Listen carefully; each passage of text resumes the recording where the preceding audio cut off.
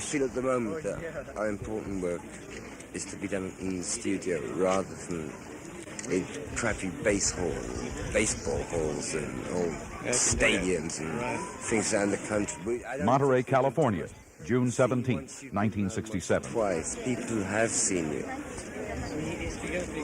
And it's questionable what's to be gained. You've already done the money thing now. By going round again. Right. But there's a hell of a lot to be gained from letting them share our progressions. Because we are progressing musically very fast. He would never say where she came. It's not it. I mean, now there are soprano saxophones on Stones records, future Beatles records. And, you know, it's a funny thing. You get hold of something and then put it on everyone's record. It's great. There's a very nice recording scene going on in London now. There's been a rumor, there's been some talk, and you might be able to clear it up for me, that the Stones and the Beatles are going to record an album together. Could you comment on this one way or the other? It would be, at a certain stage, it would be a very nice thing. We are getting very close as far as work's concerned. Whether actually we could work something out together. I don't.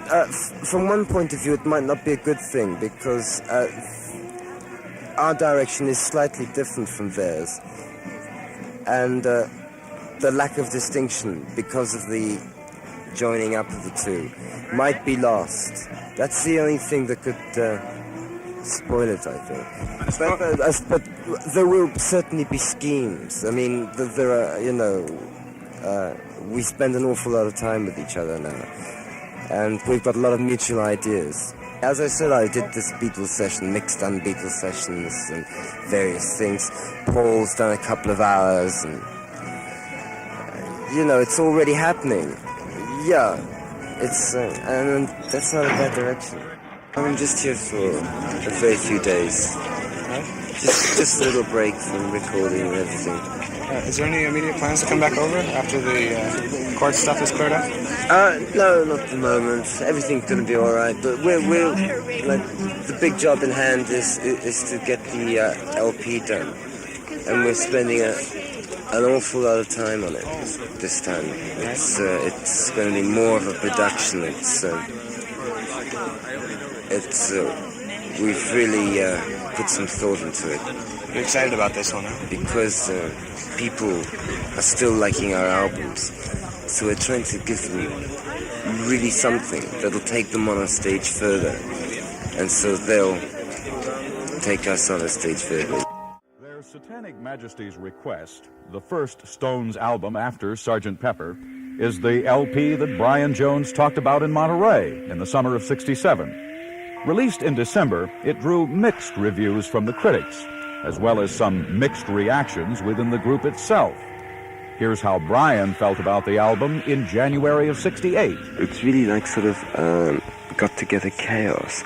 It's you know, because we all sort of panicked a little when even as soon as a month before the release date that we had planned, we really hadn't got anything together. We had all these great things that we'd done, but we couldn't possibly put out an album, so we just got them together and did a little bit of editing here and there, but very little actually.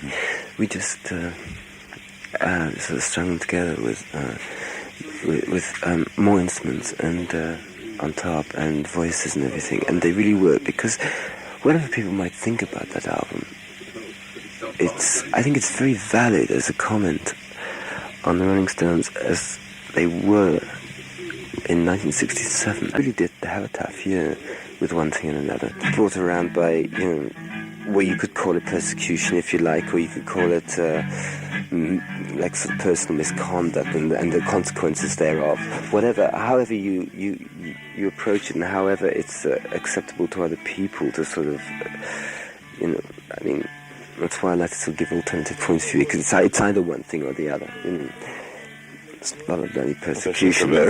We were a little freaked out, and it's a very tangential sort of progress. At least the album represents a sort of progress along a tangent, you know.